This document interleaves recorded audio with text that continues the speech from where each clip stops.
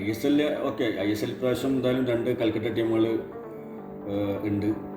കഴിഞ്ഞ വർഷം വരെ എ ടി കെ മാത്രമായിരുന്നു. പിന്നെ അത് എ ടി കെ മോഹൻ ബഗാനായിട്ട് പ്രാവശ്യം കളിക്കാൻ തുടങ്ങുകയാണ്. അപ്പോൾ അതിൻ്റെ പിന്നാലെ ഒരുപാട് പ്രശ്നങ്ങൾ കൽക്കട്ടയിൽ നടന്നിട്ടുണ്ട്. കാരണം ഞാൻ എന്തായാലും ഐ എസ് എൽ തുടങ്ങിയ തൊട്ടിട്ട് ഇതുവരെ കൽക്കട്ടയാണ് ഇഷ്ടപ്പെട്ടത്. എൻ്റെ വീട്ടിൽ എൻ്റെ മോൻ, ഞാൻ, വൈഫ് എല്ലാവരും കൽക്കട്ടേൻ്റെ ഫാൻസാണ്. അപ്പോൾ കൽക്കട്ടയിൽ ഒരുപാട് കൊല്ലം നിന്നത് കാരണമായിരിക്കാം. എന്തായാലും നമ്മളിപ്പം കൊച്ചിയിലൊക്കെ ഫൈനൽ നടന്നപ്പോൾ കൽക്കട്ട അവർ മാനേജ്മെൻറ്റ് എനിക്കും എൻ്റെ മോനും VIP ടിക്കറ്റൊക്കെ തന്നിട്ടുണ്ടായിരുന്നു. കാരണം അവരിപ്പോഴും ഫുട്ബോളിനെ സ്നേഹിക്കുന്ന, ഫുട്ബോൾ പ്ലേയേഴ്സിനെ സ്നേഹിക്കുന്ന ഒരു നാടാണ് കൽക്കട്ട. എന്നാലും ഇപ്രാവശ്യം 2 ടീമാണ്. ഒന്ന് ഈസ്റ്റ് ബംഗാളും കൂടിയും ISL വന്നിട്ടുണ്ട്. ഈസ്റ്റ് ബംഗാൾ എന്ന് വെച്ചാൽ എല്ലാവർക്കും അറിയാം, ഞാൻ ഈസ്റ്റ് ബംഗാളിൽ ഒരു 7 വർഷം കളിച്ചിട്ടുണ്ടായിരുന്നു. അതിൽ ക്യാപ്റ്റനായിരുന്നു ഈസ്റ്റ് ബംഗാളിൻ്റെ. ഒരുപാട് നല്ല അനുഭവം മാത്രമേ ഈസ്റ്റ് ബംഗാളിൽ എനിക്കായിട്ടുണ്ടായിട്ടുള്ളൂ. കാരണം എനിക്ക് ആ colour, red and gold colour ഭയങ്കര ഒരു ഫീലിംഗ് ആണ് മനസ്സിന്. കാരണം സ്വന്തം എന്താ ഒരു ഫൈറ്റിംഗ് സ്പിരിറ്റാണ് ജേഴ്സി ഇട്ട് കഴിഞ്ഞാൽ. അപ്പോൾ എന്തായാലും ഇപ്രാവശ്യം ഞാൻ വീട്ടിൽ ഭയങ്കര വാശിയിലാണ്. ഇപ്പം 27-ാം തീയതി കളിയുണ്ട് ഈസ്റ്റ് ബംഗാളിലും മോഹൻ ബഗാനൊക്കെ. അപ്പോൾ വീട്ടിൽ മക്കളും വൈഫും അവരൊക്കെ എ ടി കെയിലും, ഞാൻ ഈസ്റ്റ് ബംഗാളുമാണ് ഇപ്പോൾ. അപ്പോൾ ഇഷ്ടപ്പെടാനുള്ളൊരു കാരണം ഈസ്റ്റ് ബംഗാളിൻ്റെ ഇത് തന്നെയാണ്. കാരണം ഞാൻ ഇത്രയും കളിച്ചു, ഒരു ക്യാപ്റ്റൻസൊക്കെ ആയി. എന്തായാലും ഒരുപാട് പ്രതീക്ഷയുണ്ട് ഈസ്റ്റ് ബംഗാൾ ISL കളിക്കുന്നതും നല്ല വിജയങ്ങൾ നേടുമെന്നുള്ള പ്രതീക്ഷയാണ്. എന്തായാലും all the best East Bengal.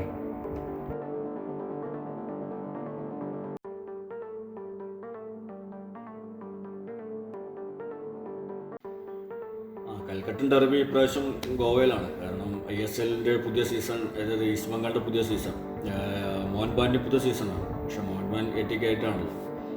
അപ്പോൾ ഒന്നാമത് കാണികളില്ലാത്തൊരു ഗ്രൗണ്ടിൽ ഈ ഡെർബി ചിലപ്പോൾ ചരിത്രത്തിൽ ആദ്യമായിട്ടായിരിക്കും മോഹൻ ബഗാനും ഈസ്റ്റ് ബംഗാളും സോൾട്ട് ലേക്ക് സ്റ്റേഡിയത്തിൽ അല്ലെങ്കിൽ ഈഡൻ ഗാർഡനിൽ അല്ലെങ്കിൽ ആ കൽക്കട്ട സിറ്റി വിട്ടിട്ട് ഒരു ഡെർബി പുറത്തൊരു സ്ഥലത്ത് കളിക്കുന്നത്. കൽക്കട്ട ബംഗാൾ സ്റ്റേറ്റ് വിട്ടിട്ട്, അതും വിത്തൗട്ട് പബ്ലിക്.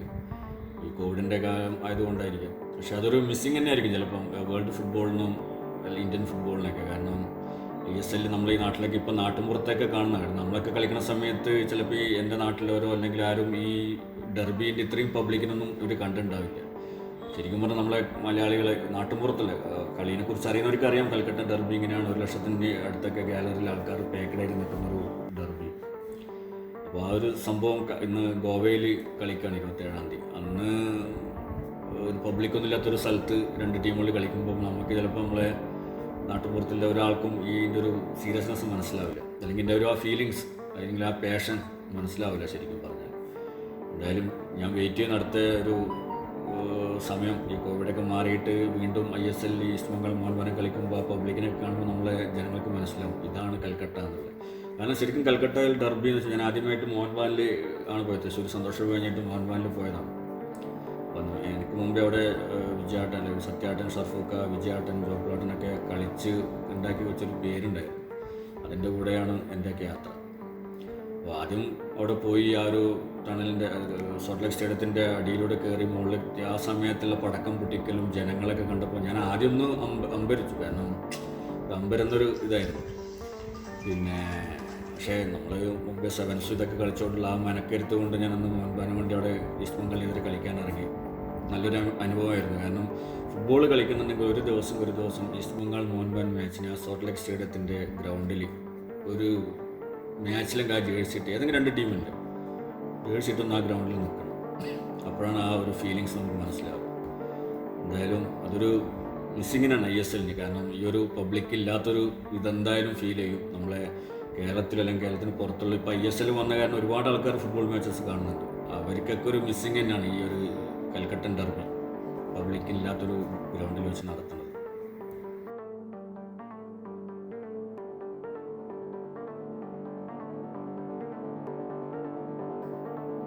ദേശീയ ലീഗ്, I ലീഗ്, അത് കഴിഞ്ഞിട്ട് ഇപ്പോൾ ISL വന്നു. 7-ാം സീസണായി. മാറ്റങ്ങളെന്ന് ചോദിച്ചാൽ എനിക്ക് വല്ല മാറ്റങ്ങളായിട്ട് തോന്നിയിട്ടൊന്നുമില്ല. മാറ്റങ്ങളുണ്ട്. കാരണം ഒരുപാട് നല്ല ടീമുകൾ ഉണ്ടാക്കി. പ്ലെയേഴ്സിൻ്റെ ഫെസിലിറ്റീസ്, അതായത് അവർ താമസിക്കുന്ന ഹോട്ടൽ, അവർ യാത്രകൾ, അവരെ ഡ്രസ്സിങ്, ഇത് ബാക്കി എല്ലാ കാര്യങ്ങളും അവരൊരു പ്രൊഫഷണൽ. ഇപ്പം നമ്മൾ പുറത്തുനിന്ന് പ്രീമിയർ ലീഗോ അല്ലെങ്കിൽ യൂറോപ്യൻ ലീഗ് കാണുന്ന പോലത്തെ കോച്ചസിൻ്റെ സ്റ്റാഫ്സ്, അതായത് കോച്ചിന് തന്നെ ഒരു 4 സ്റ്റാഫ് സഹായിക്കാൻ, അങ്ങനെ നല്ല ഒരുപാട് ആ മാറ്റങ്ങളൊക്കെ സംഭവിച്ചിട്ടുണ്ട്. ഫുട്ബോളിൽ മാറ്റം സംഭവിച്ചു എന്ന് വെച്ചാൽ എനിക്ക് അത്ര വലിയൊരു ഇത് തോന്നിയിട്ടില്ല. ഫുട്ബോൾ പ്ലെയേഴ്സിൻ്റെ കളീൻ്റെ കാര്യത്തിൽ ബാക്കിയുള്ള മാനേജ്മെൻറ്റും കാര്യങ്ങളൊക്കെ ഒരുപാട് മാറിയിട്ടുണ്ട്.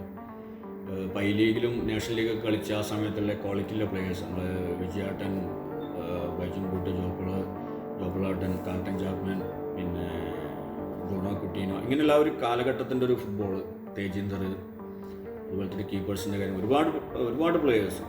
അപ്പോൾ അതിൻ്റെ ഒന്നും ഒരു എന്താ പറയുക, ആ ഒരു ക്വാളിറ്റിയിലെ പ്ലെയേഴ്സൊന്നും ഇപ്പം സുനിൽ ഛത്രി ഓക്കെ, അതിനുശേഷം ഒരു പ്ലെയർ എന്തെന്ന് നോക്കിയാൽ നമുക്കില്ല. ഇപ്പോൾ 7 വർഷമായിട്ട് സുനിൽ ഛത്രി തന്നെയാണ് ഇപ്പം ഈ ISL തുടങ്ങിയപ്പോൾ സുനിൽ ഛത്രി തന്നെയാണ് ടോപ്പിൽ നിൽക്കുന്നത് ഇന്ത്യൻ ഫുട്ബോളിൽ.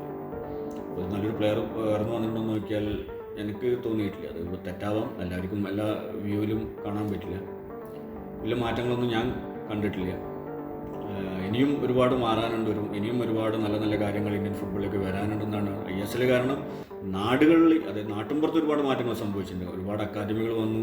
നമ്മുടെ നാട്ടിൽ നിന്ന് ഒരുപാട് രക്ഷിതാക്കൾക്കും ഇവർക്കൊക്കെ ഒരുപാട് ആഗ്രഹങ്ങളുണ്ടായി. നമ്മളെ കുട്ടികളെ ഒരു ഫുട്ബോൾ പ്ലെയർ ആക്കണം എന്നുള്ളതാണ്. ഒരുപാട് അക്കാദമികൾ തുടങ്ങി, ഒരുപാട് കോച്ചസ്, ഒരുപാട് ചെറിയ അക്കാദമികളിൽ നിന്ന് ഒരുപാട് നല്ല പ്ലെയേഴ്സൊക്കെ വളർന്നു വരുന്നുണ്ട്. പക്ഷേ അവരൊക്കെ ഹൈ ലെവലിലേക്ക് എത്തിക്കണമെങ്കിൽ നമുക്ക് ഒരുപാട് ഇനിയും കഷ്ടപ്പെടാനുണ്ട്. ഒരു 7 വർഷം കൊണ്ട് ISL വന്നുകൊണ്ട് മാത്രം ഇന്ത്യൻ ഫുട്ബോൾ രക്ഷപ്പെട്ടു എന്നുള്ളതിൽ എനിക്ക് വലിയ വിശ്വാസം പോരാ.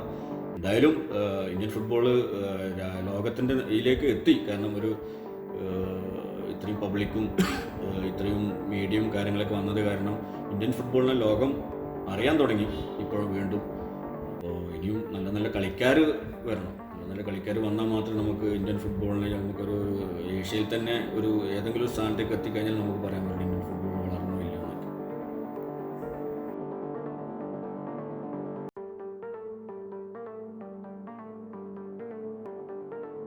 കേരള ബ്ലാസ്റ്റേഴ്സിൻ്റെ ഇതുവരെയുള്ള സീസണിലെ പ്രകടനം, കാരണം ഇപ്പോൾ 7ാമത്തെ സീസണാണ്, അതിൽ 2 പ്രാവശ്യം ഫൈനലിലെത്തി. പക്ഷെ എന്നാലും നമുക്കൊരു കോൺഫിഡൻസോടെ ഗ്രൗണ്ടിലേക്ക് പോകാൻ നമ്മളെ ഈ കാണികൾ, കാരണം നമ്മൾ ഇന്ന് പറയുന്ന മഞ്ഞപ്പട, അല്ലെങ്കിൽ മഞ്ഞപ്പടയിൽ എല്ലാവരും ഉണ്ടാവുന്നില്ല, പക്ഷെ എന്നാലും നമ്മളെ സ്റ്റേഡിയം മഞ്ഞ കൊണ്ട് അലങ്കരിക്കുന്ന കാണികൾ, എനിക്ക് തോന്നി 7 സീസണായിട്ടും അവർ വിചാരിച്ച അല്ലെങ്കിൽ വിശ്വസിച്ച രീതിയിൽ ബ്ലാസ്റ്റേഴ്സിന് കളിക്കാൻ പറ്റുമെന്ന് എനിക്ക് തോന്നിയിട്ടില്ല. കാരണം എല്ലാ മാച്ചും നമ്മൾ ഒരുപാട് പ്രതീക്ഷയിലാണ്. പക്ഷെ നമ്മളൊന്നും ഒരു ഈസി മാച്ച് ജയിച്ചിട്ടൊരു, കാരണം നമ്മൾ നന്നായി കളിച്ചിട്ടൊരു മാച്ച് ജയിച്ചു വന്നൊരു ഇത് എനിക്ക് തോന്നിയിട്ടില്ല. എല്ലാ മാച്ചും നമുക്ക് ടഫാണ്. പക്ഷേ അതെന്തായാലും ഫുട്ബോളിൽ ഉണ്ടാവും. എല്ലാ മാച്ചും നമുക്ക് ഒരുപോലെ ജയിക്കാൻ പറ്റില്ല. ഇപ്പോൾ നമ്മൾ ഗോവ കളിക്കുന്ന പോലെ, അല്ലെങ്കിൽ ബാംഗ്ലൂർ കളിക്കുന്ന പോലെ, അല്ലെങ്കിൽ കൽക്കട്ട കളിക്കുന്ന പോലെ, ബ്ലാസ്റ്റേഴ്സ് അല്ലെങ്കിൽ ചെന്നൈ കളിക്കുന്ന പോലെ നമുക്ക് അങ്ങനെ ഒരു കണ്ടിന്യൂസ് കിട്ടിയിട്ടില്ല ബ്ലാസ്റ്റേഴ്സിന്. 2 വർഷം ഫൈനലിലെത്തിയെന്നുള്ളൂ. പക്ഷേ കളിയാണ്, ഫുട്ബോളാണ്. നന്നായി കളിച്ചാലും തോക്കും, മോശം കളിച്ചാലും ജയിക്കുന്ന സിറ്റുവേഷൻസ് ഉണ്ടാവും. പക്ഷെ എന്നാലും നമുക്കങ്ങനെ ഒരു ടീമിന് ഇതുവരെ ഉണ്ടാക്കാൻ പറ്റില്ല എന്നാണ് എൻ്റെ ഒരു വിചാരം. കാരണം വന്ന ഫോറിനേഴ്സ്, ഇപ്പം വന്ന 5 ഫോറിനേഴ്സും പുതിയതാണ് ഇന്ത്യൻ ഫുട്ബോളിൽ. അപ്പോൾ അവരെങ്ങനെയാണ് ഈ വരുന്ന സീസൺ എങ്ങനെയാണ് കളിക്കുക എന്നുള്ളത് നമുക്കറിയില്ല. എന്തായാലും അവർ പൊരുത്തപ്പെടാൻ കുറച്ച് സമയം എടുക്കും. എന്തായാലും ബ്ലാസ്റ്റേഴ്സിന് എന്നും ഓൾ ദ ബെസ്റ്റാണ്. കാരണം എന്തായാലും എല്ലാ കളിയും ജയിക്കട്ടെ എന്നല്ല, ഒരിക്കലും മോശമായിട്ടല്ല പറയണേ. നമ്മൾ കേരളക്കാരനാണ്, നമ്മൾ സപ്പോർട്ട് വേറെ ടീമിന് ചെയ്താലും പക്ഷേ കേരളം എന്നും ജയിക്കണം എന്നുള്ളൊരു എല്ലാവർക്കും ഉണ്ടാവുമല്ലോ. എന്തായാലും അവർ നന്നായി കളിച്ചിട്ട് നല്ല റിസൾട്ട് ഉണ്ടാക്കിയിട്ട് കേരള ബ്ലാസ്റ്റേഴ്സ് ഇനിയും ഒരു ട്രോഫിയെങ്കിലും അടിക്കണം എന്നുള്ളൊരു ആഗ്രഹമുണ്ട്. കാരണം ഇത്രയും സപ്പോർട്ടേഴ്സിൻ്റെ പ്രാർത്ഥനയും അവരുടെ കഷ്ടപ്പാടുകളും ഞാൻ ഒരുപാട് കണ്ടാണ്. കല്ലൂർ സ്റ്റേഡിയത്തിൽ അവർ ഇത്രയും കഷ്ടപ്പെട്ടിട്ട് ആ ഗ്രൗണ്ടിൽ അവർ സപ്പോർട്ട് ചെയ്യാൻ പോകുന്നു.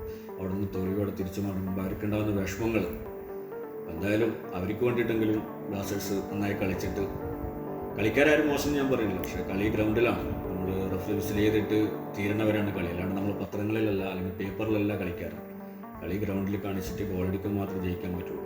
അപ്പോൾ എല്ലാവിധ പ്രാർത്ഥനയും എല്ലാവിധ വിജയാശംസകളും ബ്ലാസ്റ്റേഴ്സിന് നേരുന്നു. അവർ നന്നായി കളിക്കട്ടെ, ഈ സീസണെങ്കിലും നന്നായി കളിച്ചിട്ട് നല്ലൊരു റിസൾട്ട് ഉണ്ടാക്കട്ടെ എന്ന് ആശംസിക്കുന്നു.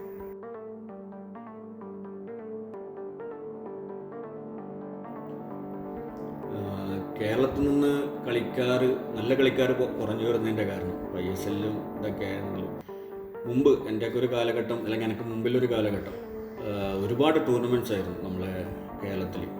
അത് ഞാൻ ഉള്ള സമയത്ത് എൻ്റെ ഒരു കാലഘട്ടത്തിൽ Nagji, മാമാപ്ല, Caesar's cup, Kaumudi trophy, പിന്നെ ഡിസ്ട്രിക്ട് ഫുട്ബോൾ, അങ്ങനെ ജില്ലാ ലീഗ്, അങ്ങനെ ഒരുപാട്. കാരണം തിരുവനന്തപുരത്തൊക്കെ ജില്ലാ ലീഗ് എന്ന് പറഞ്ഞാൽ ഒരു കൗമുദി ട്രോഫീൻ്റെ ഇതുണ്ടായിരുന്നു. ഒരുപാട് ട്രോഫികൾ, തൃശ്ശൂർ നടക്കുന്ന ഡേവിഡ് സാറിൻ്റെ ട്രോഫി, അങ്ങനെയുള്ള ഒരുപാട് ടൂർണമെൻറ്റ്സൊക്കെ കളിച്ചിട്ടാണ് നമ്മൾ ശ്രീനാരായണ കണ്ണൂർ ഞാൻ കളിച്ചിട്ടുണ്ട് ആ സമയത്തൊക്കെ. അന്നേരം എൻ്റെ പ്രായം ഫസ്റ്റ് പ്രീ ഡിഗ്രി ഒക്കെ ആയിരുന്നു. ഒരു 10ാം ക്ലാസ്സും ഫസ്റ്റ് ഡിഗ്രി സമയത്തായിരുന്നു ഞാനൊക്കെ കളിച്ചത്. ഞാൻ എൻ്റെ പ്രീ ഡിഗ്രി കളിക്കുന്ന സമയത്ത് മാമകുളം ഫൈനലിൽ JCT കെൽട്രോൺ കളിച്ച സമയത്ത് ഞങ്ങൾ 2-1 തോറ്റത്. അന്ന് ആ സമയത്ത് വിജയാട്ടനും ജോപ്പിളാട്ടൻ, തേജീന്ദർ, ചാപ്മാൻ ഇവരൊക്കെയാണ് JCTൻ്റെ സ്റ്റാറുകൾ. അന്നൊക്കെ ഞാൻ ചെറിയ ചെക്കനാണ്. അതുകൊണ്ട് നമ്മൾക്കൊക്കെ ഇത് കാണിക്കാൻ പറ്റിയൊരു വേദി നമുക്കുണ്ടായിരുന്നു. ഇപ്പം ഈ ഒരു കാലഘട്ടത്തിൽ ISL ഒക്കെ വന്നതിൻ്റെ സമയം തൊട്ടിട്ട് സന്തോഷ് ട്രോഫി ഇല്ല. നമ്മൾ മുമ്പ് സന്തോഷ് ട്രോഫി നാഷണൽ ഗെയിംസ് എന്ന് പറഞ്ഞ ടൂർണമെൻറ്റ് ഉണ്ടായിരുന്നു നമുക്ക് കളിക്കാൻ വേണ്ടിയിട്ട്. അതില്ല. കേരളത്തിലൊരു നല്ലൊരു ടൂർണമെൻ്റ് ഇല്ല. ഒരു പ്ലെയറിനും അവൻ്റേതായ ക്വാളിറ്റി കാണിക്കാൻ പറ്റിയൊന്നുമില്ല. ഇപ്പോൾ ഒരു യൂണിവേഴ്സിറ്റി ടൂർണമെൻറ്റ് മാത്രമേ എൻ്റെ മനസ്സിൽ ഇപ്പോൾ കാണുന്നുണ്ട്. ജില്ലാ ലീഗ് പോലും അല്ലെങ്കിൽ ഡിസ്ട്രിക്ട് ഫുട്ബോൾ പോലും ഇപ്പോൾ നടക്കുന്നില്ല. ഇപ്പോൾ എല്ലാവർക്കും ISL കളിക്കണം. ഒരുപാട് ഏജൻറ്റുമാരുണ്ട്. അവർക്ക് ഇഷ്ടപ്പെട്ട കുറേ പ്ലേയേഴ്സിനെ കൊണ്ടുപോയിട്ട് അവിടെയും കൊണ്ടുവിടും. അവർ കളിക്കും. എനിക്ക് തോന്നുന്നു ഇന്നും നമ്മുടെ നാട്ടിൽ കേരളത്തിൽ ഒരുപാട് നല്ല നല്ല പ്ലെയേഴ്സ്, എനിക്കൊന്ന് SBI ടീമൊക്കെ കളിക്കുന്ന SBIയിലും KSCBയിലും പോലീസിലൊക്കെ ഒരുപാട് നല്ല AGCയിൽ ഒരുപാട് നല്ല നല്ല ക്വാളിറ്റി പ്ലെയേഴ്സ് ഇപ്പോഴും ഉണ്ട്. അവരൊന്നും എന്തുകൊണ്ട് ISLയിലൊന്നും കളിക്കുന്നില്ല എന്നല്ല. അവർക്ക് ടൂർണമെൻറ്റ് അവരാരും ഇത് ചെയ്യാനില്ല, അവരാരും കാണുന്നില്ല. അവർക്ക് നമ്മളൊരു പ്ലെയറിനെ കാണണമെങ്കിൽ അവർക്ക് ടൂർണമെൻറ്റ് വേണം. കേരള ഫുട്ബോൾ അസോസിയേഷൻ എന്തുകൊണ്ടാണ് ഇങ്ങനെ ഒരു ടൂർണമെൻറ്റ് ഇവിടെ വെക്കാത്തത്? ISL ഒക്കെ ISLന്റെ ഭാഗമായിട്ട് നടക്കും. പക്ഷേ വേറൊരു ടൂർണമെൻറ്റും കേരളത്തിൽ നടക്കുന്നില്ല. ഇപ്പം കോവിഡിൻ്റെ ഒരു കാലഘട്ടമായതുകൊണ്ട് നമുക്ക് ഒരു 5-6 മാസത്തെ ഒരു എക്സ്ക്യൂസ് പറയാം. പക്ഷെ അതിന് മുമ്പും ഈ സംഭവമൊന്നും ഇല്ല. എന്തുകൊണ്ടാണെന്ന് അറിയില്ല.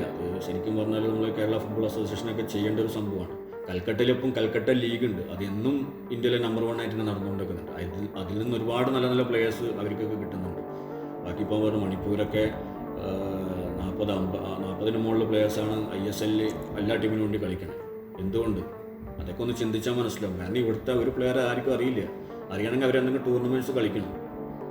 അപ്പോൾ അതാണ് ടൂർണമെൻറ്റ്സ് ഇല്ല. അതാണ് ഏറ്റവും വലിയ ഒരു പോരായ്മയായിട്ട് കേരള ഫുട്ബോളിലെ പ്ലെയേഴ്സ് വളർന്നു വരാനുള്ള അക്കാഡമി മാച്ച് പോലും നടക്കുന്നില്ല. അപ്പോൾ അതൊക്കെ ഒന്ന് സെറ്റാക്കിയാൽ ചിലപ്പം കേരളത്തിൽ നിന്ന് ഒരുപാട് നല്ല നല്ല പ്ലെയേഴ്സ് ഉണ്ട്, വരാനല്ല ഉണ്ട്. ഇപ്പം ISL ബ്ലാസ്റ്റേഴ്സിനൊക്കെ നല്ല പ്ലെയേഴ്സിനൊക്കെയാണ് പുറത്തിരുത്തുന്നത്. അവർക്കൊക്കെ ചാൻസൊക്കെ കൊടുക്കണം. അപ്പോൾ അവർക്ക് മനസ്സിലാക്കാൻ പറ്റില്ല നമുക്ക് ഇന്ന പ്ലെയേഴ്സിൻ്റെ ക്വാളിറ്റി എന്താണെന്നൊക്കെ.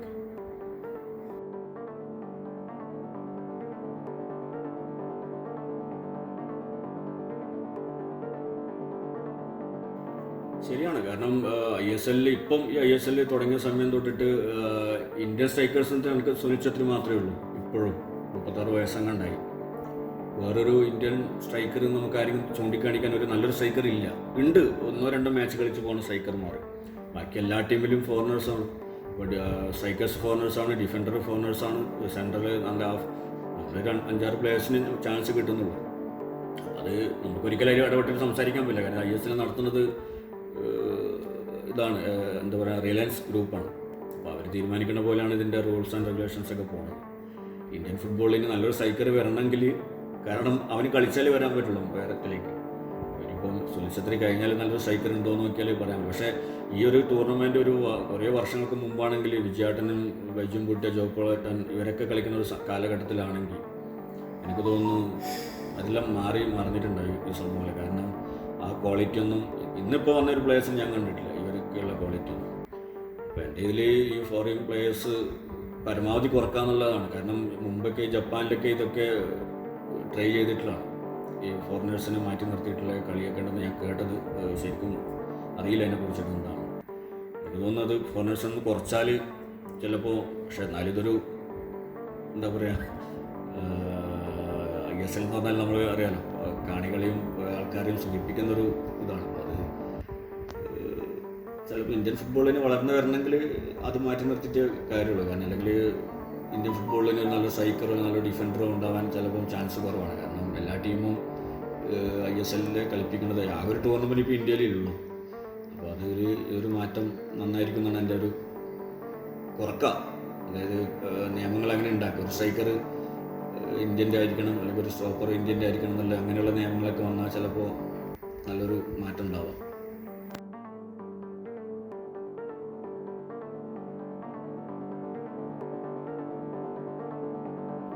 ISL കളിക്കുന്നുണ്ടെങ്കിൽ, ഞാൻ കളിക്കുന്ന സമയം ISL ഉണ്ടായിരുന്നെങ്കിൽ ഞാൻ എന്തായാലും കൽക്കട്ടക്കാർക്ക് ഉണ്ടായിട്ടുണ്ടാവുക. അപ്പോൾ എൻ്റെ ഒരു ആഗ്രഹമാണ് മഞ്ഞ ജേഴ്സി എടുത്തിട്ട് കേരള ബ്ലാസ്റ്റേഴ്സിനുണ്ട് ഒരു മാച്ചെങ്കിലും കൊച്ചിയിൽ കളിക്കണം എന്നുള്ളത്. ഇതെന്തായാലും എല്ലാവരും ഒരു ആഗ്രഹമാണ്, കാരണം ആ പബ്ലിക്കിൻ്റെ മുമ്പിൽ. കാരണം ഞാൻ കേരളത്തിന് വേണ്ടിയിട്ട് കുറച്ച് മാച്ചസ് കളിച്ചിട്ടുള്ളൂ, ബാക്കിയൊക്കെ കൽക്കട്ടയിലാണ്. എനിക്ക് തോന്നുന്നു എന്നെ കേരളത്തിന് അറിയുന്നതിനെക്കാട്ടും കൂടുതൽ കൽക്കട്ടക്കാർക്കാണ് എന്നെ കൂടുതൽ അറിയാം. അപ്പോൾ എൻ്റെ മാച്ചസൊക്കെ ഏറ്റവും കൂടുതൽ കണ്ടിട്ടുള്ളത് കൽക്കട്ടയാണ്. കേരളത്തിലാകെ സന്തോഷ് ട്രോഫിയും പിന്നെ 2-3 മാച്ചസ് മാത്രമേ കേരളത്തിൽ ജനങ്ങൾ കണ്ടിട്ടുള്ളൂ. അപ്പോൾ നമുക്കൊരു പബ്ലിസിറ്റി അല്ലെങ്കിൽ നമുക്കൊരു ഇത് കിട്ടാൻ ബ്ലാസ്റ്റേഴ്സിന് ഒരു വർഷമെങ്കിലും ബ്ലാസ്റ്റേഴ്സിന് കളിക്കും എന്തായാലും. പക്ഷെ എന്നാലും ഇപ്പോൾ ഈസ്റ്റ് ബംഗാൾ എന്നൊരു ടീം വന്നത് കാരണം ഞാൻ ഈസ്റ്റ് ബംഗാളിൽ മാത്രമേ കളിക്കുള്ളൂ, കാരണം ആ ഒരു ഫീലിങ്സ് എനിക്ക് വേറെ തന്നെയാണ്. എന്തായാലും ബ്ലാസ്റ്റേഴ്സ് കളിക്കണം എന്നുള്ള ആഗ്രഹമുണ്ട്, പക്ഷേ ഇപ്പോൾ ഈസ്റ്റ് ബംഗാൾ വന്ന കാരണം ഈസ്റ്റ് ബംഗാളിനെ കളിക്കുള്ളൂ.